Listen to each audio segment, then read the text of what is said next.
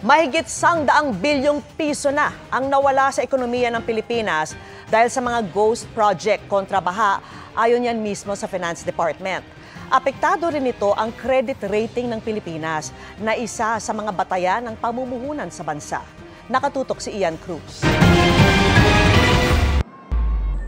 Dahil sa umunay katiwalian sa maraming flood control project sa bansa, naunsyami ang pagtaas sana ng credit rating ng Pilipinas na batayan pa naman ng ibang bansa, institusyon o mga negosyante sa pagpapautang o pamumuhunan. Inamin niya ng Finance Department matapos ang Senate hearing para sa hinihingi nitong 37.78 billion pesos na budget para sa 2026. Kung wala itong flood control, we met with S&P, they were ready to give us a credit rating upgrade. This year? This year. Sana. We were already going to be a notch upward.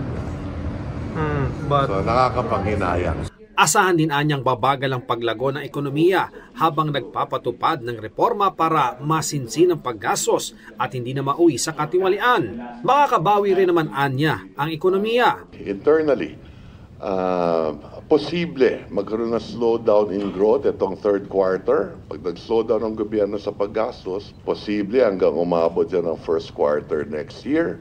Bukod pa yan sa tiyak nang nawala sa ekonomiya mula 2023 hanggang 2025 nang dahil sa ghost flood projects na ayon sa Finance Department ay mahigit 118 billion pesos. Daming mga rally, daming mga but do you see any slowdown in terms of paying taxes? Yes, nararamdaman na ng BIR yan. Medyo yung growth rate ng collection nila nababawasan ng konti, but so far manageable naman lahat.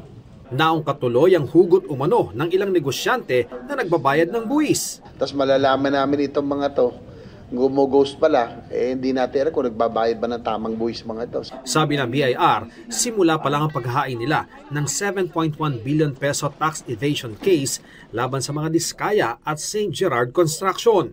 Patuloy pa rin yung ginagawang investigation or pag-audit doon sa mga iba pang contractors involved, and we're also looking into other personalities involved. Naungkat din ang program funds sa panukalang budget o yung nakapilang gastusin sakaling may sobrang pera pa ang gobyerno. Huwag naman yung masyadong broad na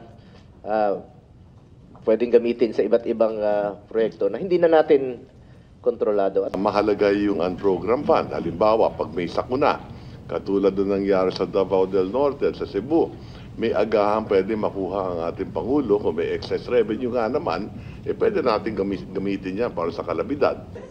Pero paniwala ni Recto, hindi dapat malaki ang unprogrammed funds. Dapat anya ay standby fund lang sa oras ng pangangailangan.